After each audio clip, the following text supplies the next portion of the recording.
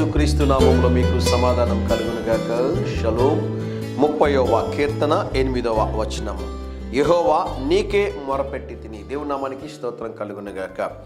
మీరు నేను మనమందరం కూడా మనకి సమస్యలు కలిగినప్పుడు, ఇబ్బందులు మన జీవితంలో సంభవించినప్పుడు, ప్రమాదాలు జరిగినప్పుడు, అవసరతల్లో మనం ఉన్నప్పుడు అందరికీ మనం కాల్ చేసి ఫోన్లో మనకున్న సమస్యను చెప్తూ ఉంటాం, మనకున్న ఇబ్బందులు చెప్తూ ఉంటాం, అనేకలు సలహాలు తీసుకుంటూ ఉంటాం. అన్నీ చేసిన తర్వాత చివరిగా దేవుని యొద్దకు వచ్చి ప్రార్థన చేస్తుంటాం.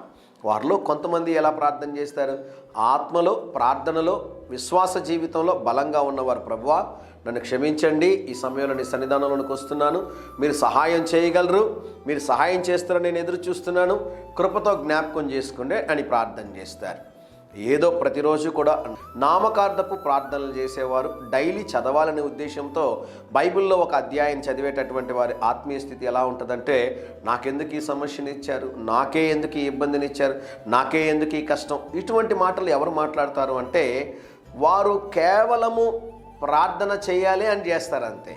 బైబిల్ చదవాలని చదువుతారు. ఆత్మీయంగా ఉన్నవారు మాట్లాడడానికి, క్రైస్తవులను పిలువబడుతూ దేవునితో సత్సంబంధం లేకుండా ఉండేవారు మాట్లాడే మాటలకి చాలా తేడా ఉంటుంది. ఒక చిన్న మాట చెప్తాను, జ్ఞాపకం ఉంచుకోండి.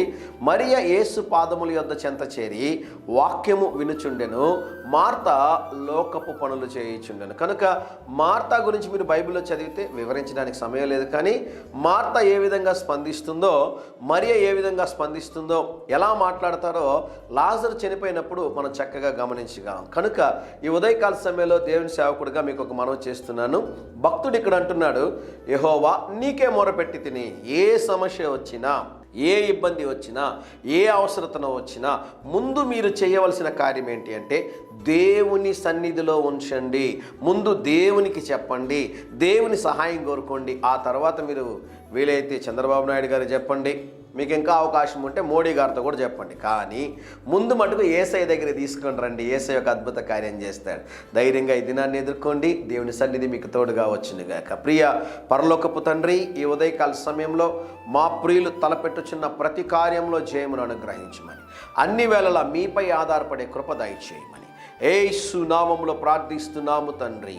Amen, amen.